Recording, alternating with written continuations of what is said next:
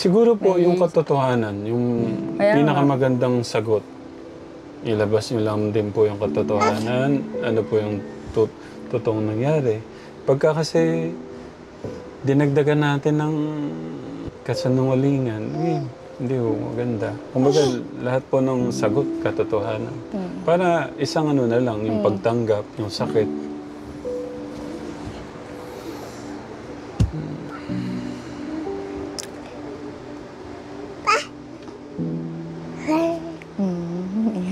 Ang dami pong umiikot sa isip ko ngayon eh. Tatay, tatay, tatay. Tawag mo? Tatay. Busog ah. Tatay. Tawag mo. Ano? Nagigigil siya eh. Nag-iipin kasi. Madumi. Madumi. Madumi. Dirty. Dirty. Wala rin dirty sa kanya. Ito ang sombrero mo. Balik ka. Ano kaya magiging ano ni Kuya? Plano? A? Ganito.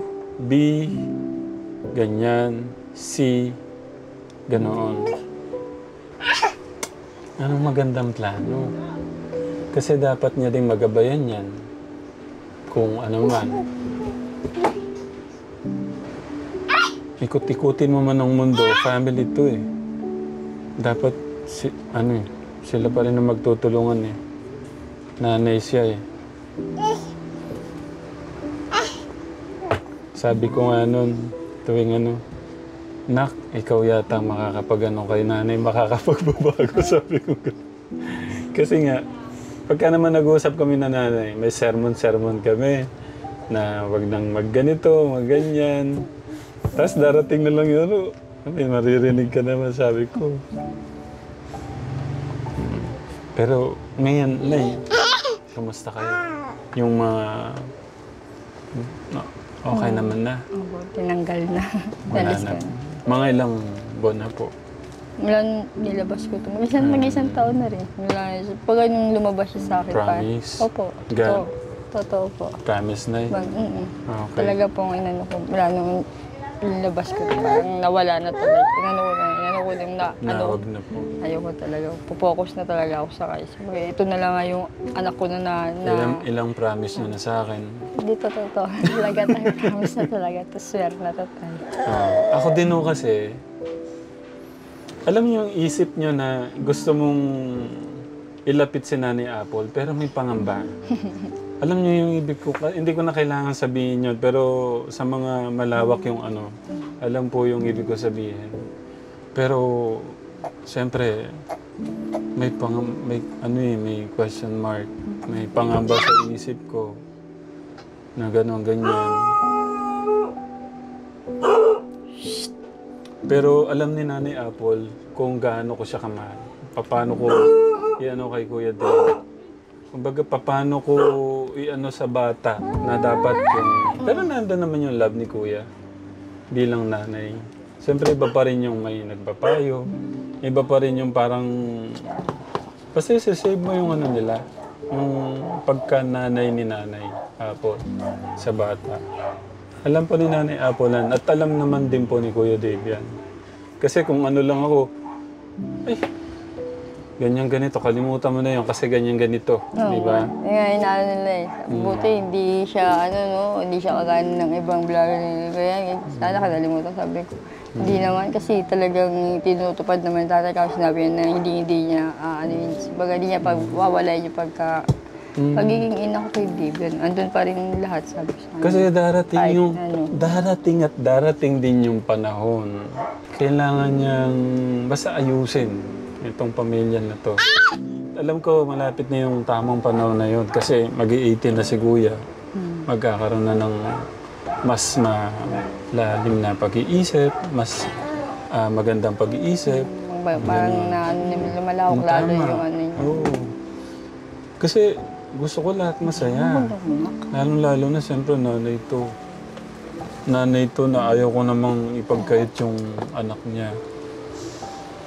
Yun yung gusto kong mangyari. Darating yung panahon na sabi ko nga sa kanya, baka ikaw nga yung makapagpagawa ng bahay kay nanay mo.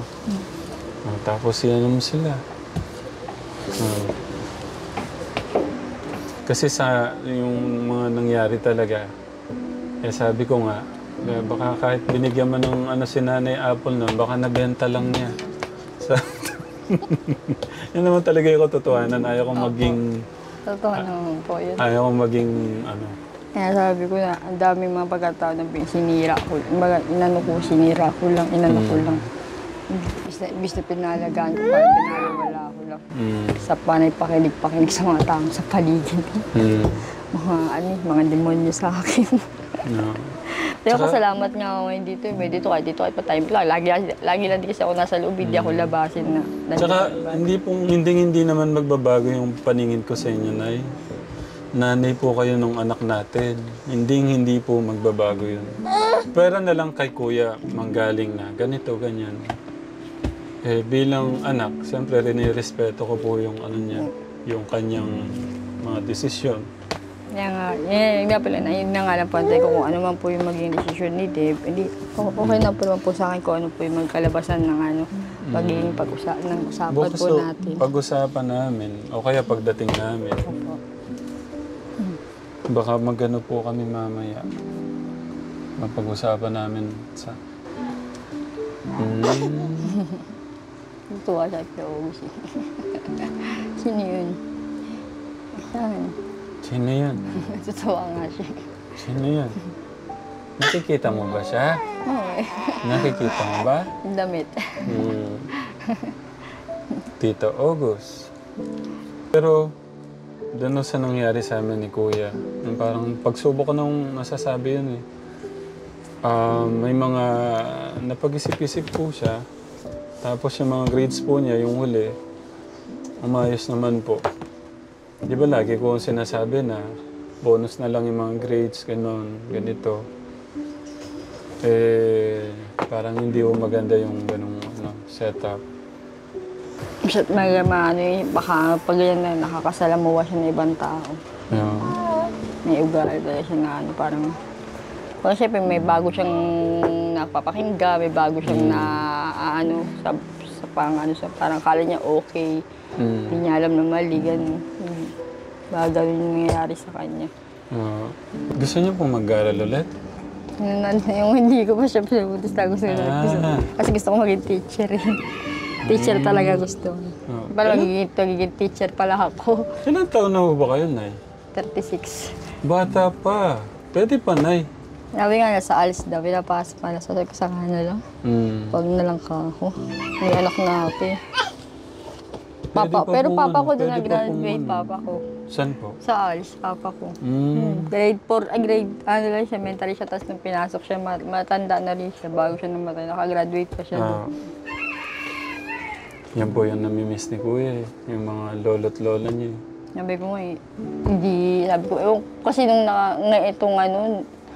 yung namatay kasi yung mama nito, nung kinakasama ko, namatay. Bago lang, ito lang taon. Dalaw-dalaw namin doon sa cemetery. Doon, nadaanan din namin si Papa. Papa, si Mama. Mga kapatid ko, kung nagpapasyal pa doon.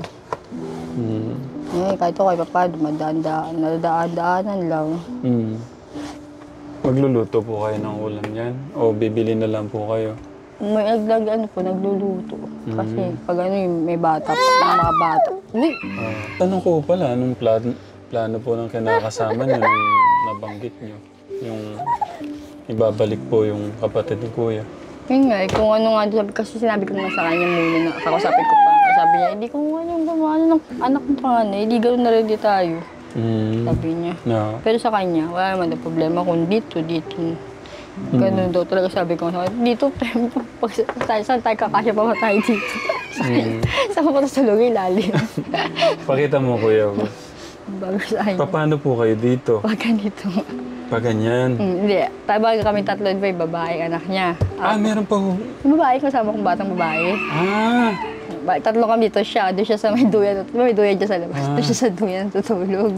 Okay. Hindi na lang siya pag ano lang. Pag wala siyang pasok siya, dito na siya. Pag, sa gabi, dito siya sa duyan. Ito kasi malilikot na yung mga bata. Sa patulog. Oo, baka mahulog ko yan, ha? Pagka...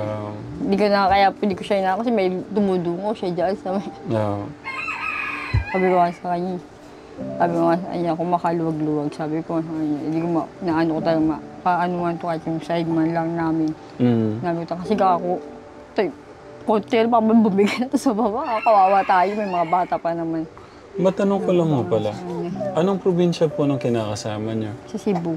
Cebu siya? Taga Cebu. Ikaw, nanagat ka. Nanggigigilo siguro. Giipin siya yung isa. Taga Cebu. Sa Cebu siya. Cebu. Wala siyang planong umuwi kayo. Wala, dito pa siya dito pa yung ano niya. Kasi di ba siya na talaga yung... Masasabi niyo ba? Oo, siya na. Masasabi niyong siya na yung forever po niyo? Para sa kasi ano yun, kumbaga, ano ko siya dati, parang naibarkada ko siya dati, tapos nagkita lang kami ulit nung mga nakaraan. O parang ano. So, siya na po talaga? Okay naman siya sa akin. Hindi naman ako ano sa kanya. Mabait naman siya.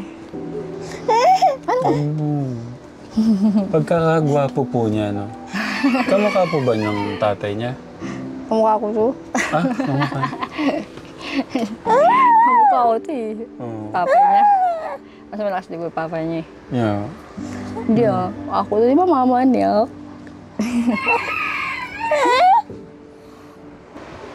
Well, kahit pa paano, medyo naginawaan yung utak ko. Kasi, kahit paano nagkausap tayo eh. Parang medyo na-ano-anuhan ng konti ba? Na-press ko ng konti yung isip ko. Yung muna talaga, yung hindi pa kita hindi ko pa hindi mo nag-reply sa kasi tatay. Parang ang ano-ano ko nun eh. Ano na ako kayo? Stress na po kayo? Yung parang medyo kumaan-gaan. Titignan natin na ano yung ano. Oo nga po. Ano naman no si kuya? Hindi lang siya magkaroon ng bad influence. So, Oo nga po. nagkakaroon lang mo kami ng ano nga ni kuya pagka ano eh. Nakakadula siya ng mga baling ano. Hindi naman sa mali, syempre parang kahit papaano yung ibang paraan pa rin sa way ibang magkaiba ng way sa way mo, mga ano sa kanya kahit gaano, di ba? Iwas-iwasan na lang sana niya makinig ng basta-basta sa iba. Yan na lang sana yun ni Dave, yung iwas siya sa mga tao na alam niya na ano. Paano po? Baka ano po, para hindi ko kayo masyadong maabala. Ano po, baka balik kami bukas or makalawa para ho sa balita. Opo. Kasi ano po para hindi po kayo masyadong maabala. Opo. Pag chat po kayo kaya po kayo pupunta po kayo. Dadugot nga, agantay po tayo ang chat nyo. Tagal na chat nila. Wala ho sa ano. Dadugot na lang ako tayo. Kaya po na dito. Ay bakit? Kala ko. Wala po talaga talaga siya. Kasama mo pala si Kuya August. Nakapunta na siya. Kung nakaplano sana, sa ano man lang na... Pero mas maganda mapag-usapan niya po na tayo muna. Kaya nga po, yun talaga po yan. Siyempre, unang po dadaan po naman po talaga sa inyo. Ay sabi ko, dadaan talaga to kay tatay muna bago kay Dave. Wala naman diretso kay Dave. Di ba yun naman, di ba? Ay sabi, daan mo na sa'yo. Bago sa akin. Siyempre, kayo na bahal mo. Kung ano mapag-usapan yun, wala naman. Sa akin na, salamat pa ako sa magiging desisyon niya. Kung ano man yung gusto niya mangyari. Ganun na lang din sa akin. Paano? Nagsasama na kayo ni Kuya? Ha? Gusto niya. Uwi na si Kuya? Uwi na si Kuya? Magsasama na kayo ng Kuya mo. Pero si Kuya Dave mo, wag muna. Matagal pa yun. Okay na yun, nakakarga naman siya kay Kuya niya eh. Nakakarga naman siya ni Kuya Dave niya eh. Matagal. Gali nito, may inipit yung bata ito eh. Paano? Bless ka nga, bless. Bless. Mas ka dali magpapasko na, ano ba yan? Bless na. Bless ka. Bless na, huwag na kay Tito. Gusto na kay tatay. Tatay, tawag mo tatay. Bless ka. Okay, guys. Bless ka muna. Tatay na, tatay. Bless na. Hindi pa siya marunong mag-bless eh. Ay! Anong gusto mo sabihin ko kay kuya? Ano? Miss mo na si kuya? Sabihin ko? Kala ko nung nakita to. Kala ko nung unang nakita mo tilim na andito na. Tinitingnan. Sabi ko sa kanya. Anak mo ma? Kapatid ko yan. Sabi sa nung kumakain tayo. Anak ka pala. Sabi sa ilan taon ma? Wala pa taon. Wala, matanda pa pala siya, no? Si Reby, sabi yung boso mo. Sabi ko, bakit? December 2, sabi niya. Pero malaki yan mo, kasi kay Reby, sabi niya, gano'n malaki. Sabi ko, wala pa tayo kala isang taon na. Kapatid ko pala yan? Kapatid ko talaga yan mo, sabi niya. Oo nga. Siya mapaniwala. Nakala ka pala mo? Nagano siya kagad sa akin. Tawa sa reaction niya. Tapos, doon nga na, tuwa ko siya kasi nakasikaso niya ako, dala niya ako ng pagkain. Ako lang kuha, tsaka naman ako lang kuha. Sabi ko, salamat. Sige na, na ano pa yung baby. Nay, Diyos ko, para akong lulusot sa ano. Thank you po. Ay pa. Appear daw kay tatay. Appear. Yeah. Huh? Appear na. Okay, bye. Sige po, kahit dito na lang po kami. Okay na. Sa baba.